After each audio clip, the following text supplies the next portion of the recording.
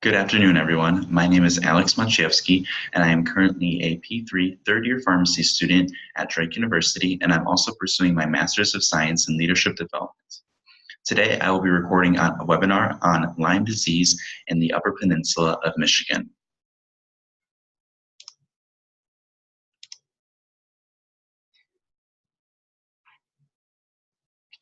Before we begin, the topics that will be covered today are the background information, epidemiology, pathophysiology, common ticks in the UP, removal, signs and symptoms, treatment, both general and prophylactic, prevention, and follow-up.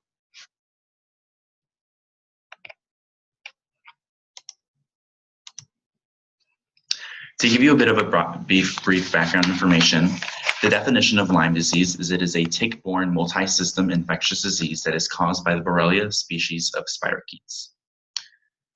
Yes, it is pronounced spirochetes, not spirochetes. Epidemiology, it is the most common tick-borne illness in the United States, and it is among the 10 most commonly reported nationally notifiable infectious diseases. The highest incidence is reported among children ages 5 to 9 and in adults 45 to 54 years old. As you can see here, that Lyme disease is the most common tick-borne illness in the USA. It is among the 10 most commonly reported nationally notifiable diseases. And most importantly, the overall incidence is approximately 6 to 8 cases per 100,000 population. However, in the endemic areas, the incidence ranges from 20 to more than 100 per 100,000 population. Approximately 20,000 cases are reported each year, and the number keeps increasing, as you can see according to this graph from the Center for Disease and Control. Within this graph or chart or map, you can see that Lyme disease is reported primarily within the eastern part of the United States, as well as the north Midwest part, specifically Wisconsin and Michigan and Minnesota. The pathophysiology, Lyme disease is caused by the spirochete Borrelia burgdorferi, which is by the spread of a bite of a tick. The etiologies come from two main areas, endemic and non-endemic areas. For the endemic, Borrelia is caused by Borrelia burgdorferi sensu stricto, and the non-endemic areas, which is the southern parts of the states, is the Borrelia lone starri, and the other species have most likely have not been identified quite yet. These are the top 5 ticks in Michigan. So we have the American dog tick, the black-legged tick, the lone star tick, the woodchuck tick, and the brown dog tick. For the sake of this presentation, we'll focus primarily on the black-legged tick, as this is what causes Lyme disease and is primarily the one that causes the most infection within a human. However, the most common is the American dog tick, which is reported in 76% of most common ticks that are identified in Michigan. And these little pictures come from the Michigan Department of Health and Human Services, and these are the 5 main ones, as I said, that are distinct and most identifiable in Michigan. As far as the risk and disease, you can see that the UP is at most just due to this geographic area, but the counties that are in red have the most known risk for Lyme disease, and then the counties with potential risk that are kind of spotted in red, they have potential risk, and the counties that are in white have negative tick sampling information. So this necessarily doesn't mean that those areas don't have Lyme disease or the risk is not high. They were just simply the lack of information. In order to remove a tick, you have to use a set of tweezers. Using the fine tip tweezers, grasp the tick as close to the skin's surface as possible. Pull upward with a steady force and even pressure. Do not twist or jerk the tick because this can cause the mouth parts to break off. If they do break off, make sure you try and at least remove what you can with the clean set of tweezers. If you cannot, leave them alone and let the skin heal. After you remove the tick, be sure to clean with rubbing alcohol or soap and water. Never crush a tick with your fingers. Be sure to dispose of it in alcohol, put it in a sealed baggie, or wrap it in a tight tape or flush it down the toilet. Clinical presentation. The rash most commonly appears as a bullseye rash, or called a erythromigrans. And with this rash, there are also many forms of other rashes that may appear that are not most commonly identifiable. There's regular rashes, there's spotted, and then just regular circular rashes, but the most common is the bullseye rash that it's known for. Common symptoms in the early stages, 3 to 30 days after the tick bite, is fever, chills, headache, fatigue, muscle and joint pain, which commonly are known with symptoms that are associated with the flu. However, in the later stages, if the Lyme disease or the tick bite is untreated, complications can result more serious as far as neurologic, cardiac, musculoskeletal, and arthritis may even occur. Early diagnosis and prompt treatment by a healthcare provider is essential to prevent these serious manifestations. And again, more serious-wise and specifically, there are more severe headaches, facial palsy, which is the loss of muscle tone or droop on one or both sides of the face, intermittent pain in tendons, episodes of dizziness, shortness of breath, shooting pain, nerve pain, and problems with short-term memory. Treatment, pharmacotherapy-wise, it honestly depends on the location, extent, and duration. The best treatment is with the oral antibiotic that's, I said, most effective, some parentally. However, most first-line agents are doxycycline, which is the preferred agent, cefuroximine, Axetil, and amoxicillin. However, in patients that are pregnant, doxycycline is not recommended. It is, in fact, contraindicated. So the best treatment would be amoxicillin. Parental agents would be ceftriaxone, cefotaxime, or penicillin G.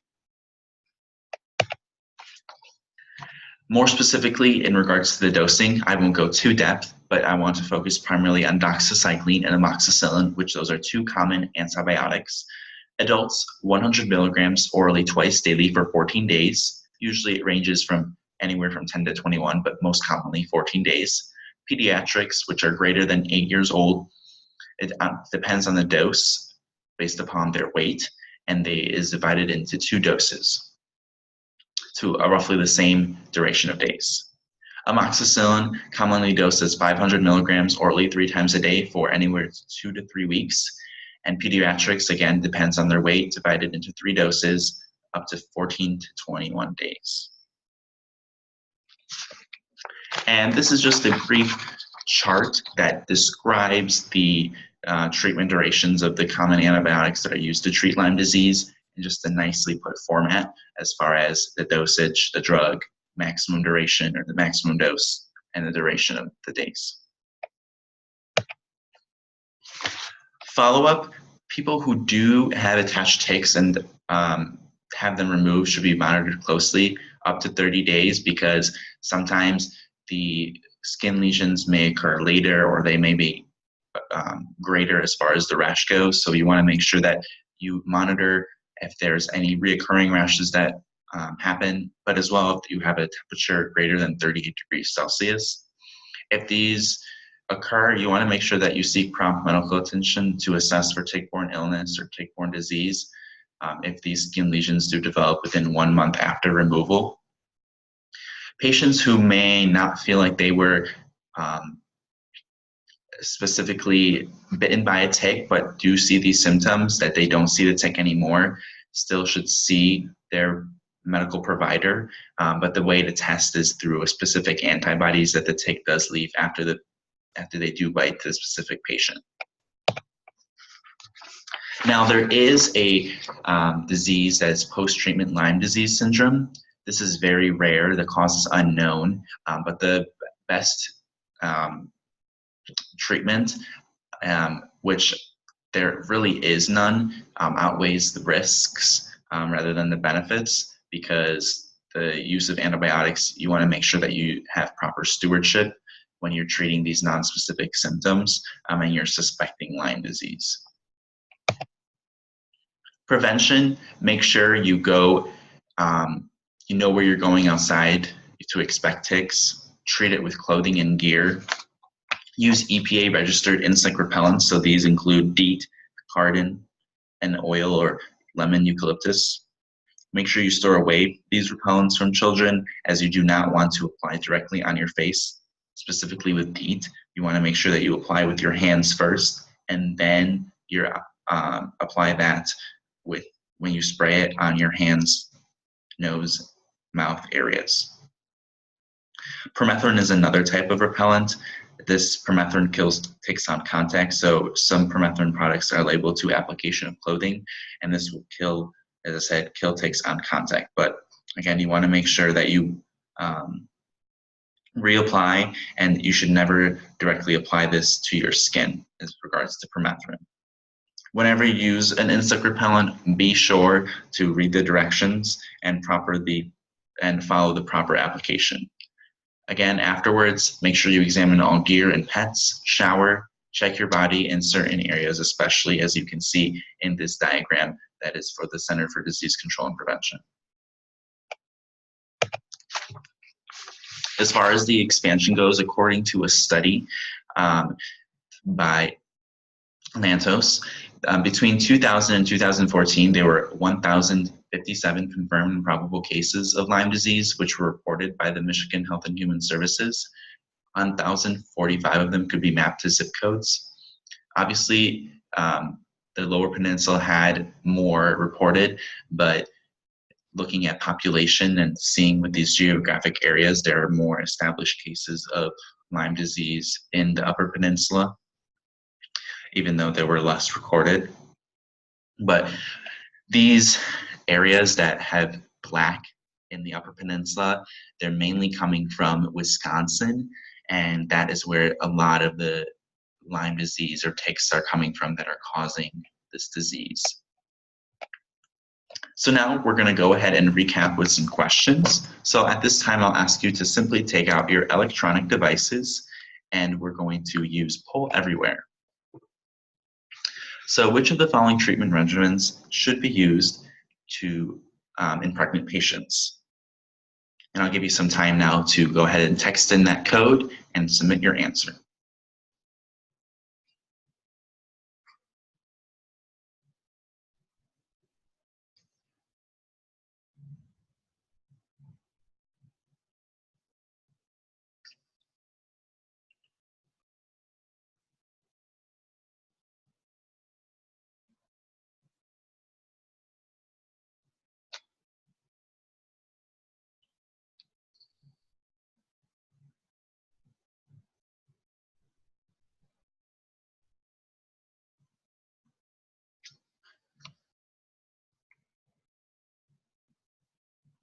Awesome. So the correct answer, so you can see here, is amoxicillin. So when patients are bitten or suspect Lyme disease, they want to make sure that they use amoxicillin. And doxycycline, again, is contraindicated in patients who are pregnant, and cephalexin was just a random answer that is not the preferred agent to use.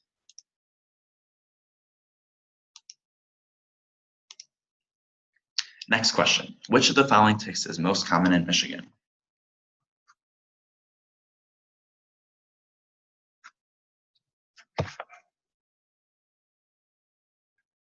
Okay. We have A, American dog tick.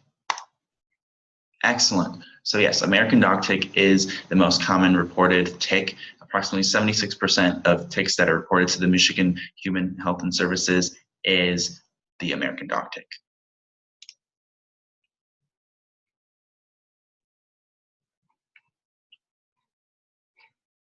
This one right here, which of the following are the most common signs and symptoms of Lyme disease?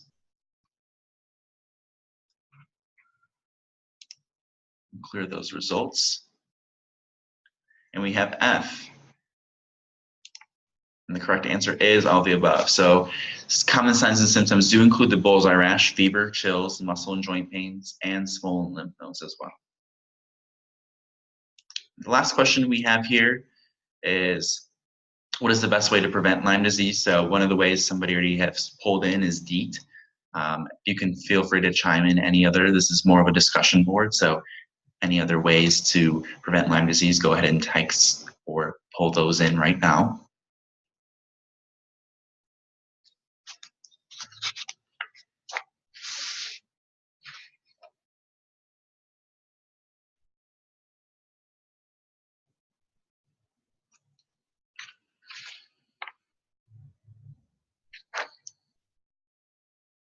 Permethrin coming in, very good.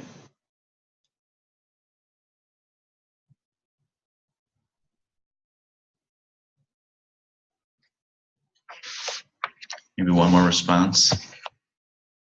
Awesome, checking clothing and gear after you go to forestry places as well. Excellent. So at this time, if there's any questions, I'd be happy to answer those. If not, thank you so much for listening to my webinar on Lyme disease and prevalence in the Michigan area, specifically in the UP. If you have any questions at all, feel free to reach out to me, Alexander Maciejewski at drake.edu. And these are just some of my references that I use for my presentation, as well as the online databases as well. Thank you again so much, and I look forward to future webinars.